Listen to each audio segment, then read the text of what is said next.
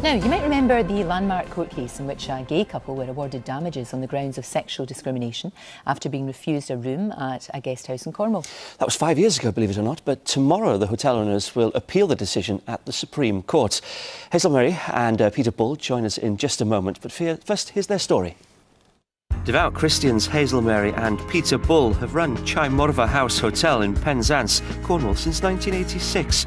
In 2008, their decision to refuse a room to gay couple Martyn Hall and Stephen Preddy was a decision that would change their lives. The guest house website states, "We have few rules, but please note that as Christians we have a deep regard for marriage. Our double-bedded accommodation is not available to unmarried couples." Bulls argued their policy of restricting double beds to married couples was down to their religious beliefs and was not directed at sexual orientation. But the Court of Appeal ruled that they acted unlawfully and they were ordered to pay damages of £3,600. Since the controversy hit the headlines, the couple have been the victims of vandalism and have even received death threats. Now, due to lack of visitors, they've had to put their home and their livelihood up for sale. And Hazelmary and Peter Bull are with us this morning. Good morning. Good to see you both. Death threats, vandalism, the B&B up for sale. You've already had to pay compensation to Martyn and Stephen. Why are you going through this now? Why the appeal? What are you hoping to achieve? Well, for one thing, the appeal process is there, and it's there to settle issues like this, especially in the Supreme Court.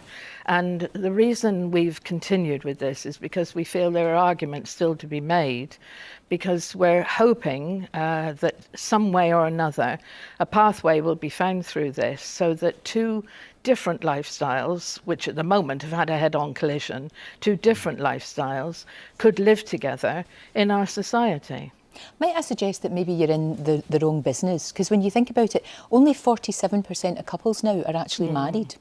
So when you do that, forget all the arguments and all the rest of it, but actually from a business sense, surely it doesn't make any sense. No, on the face of it, it looks like that because, of course, we've always refused a double-bedded accommodation to unmarried heterosexual couples. Why do you do that, though? Why on earth? It's Bible-based. It's entirely Bible-based. But as a Christian, surely the God that you worship is a loving God, is a tolerant God.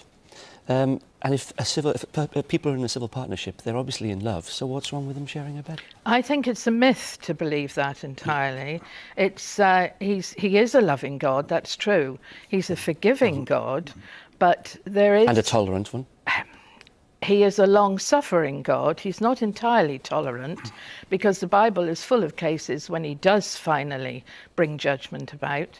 And we felt that we wanted to, as far as possible, live according to his instructions. And the Bible's very clear about marriage. 2013. It's 2013. God hasn't changed. Jesus says he's the same yesterday, today and forever. He hasn't changed. The Bible hasn't changed. And we're wrong. We're living in a dream if we think that he's changed his laws to suit us, because that's not the case at all. So you don't accept that you've done anything wrong at all? You don't accept that that was offensive to we find this thoroughly regretful, because we clearly state that we prefer to let double-bedded accommodation to married couples. Where do you put that on your website? So yes. When people check in, when two people come and check in, how do you know that they're married or not? They could be two brothers. Right, that's a fair question. We have a script and we try very hard not to offend. Remember, we've been there for 28 years and this is the first time that we've had any problems. We have a script whereby we say very gently and politely, if one person shows up on the door, say it's a male, you would say, "Is this for you and your wife?" And oddly enough, they will say, "No, well, not actually my wife, we're partners, or it's my girlfriend," or whatever. Only 43%. Yes, well then, I don't know the numbers. I'm not entirely interested in the numbers because, of course, we're running this... You should be as a businesswoman. Well, we're running this under our own roof. And God demands that our faith doesn't end... God demands. God demands that our faith doesn't end at the kitchen door. He means your faith to run in every corner of your life. You can't just section him off like that.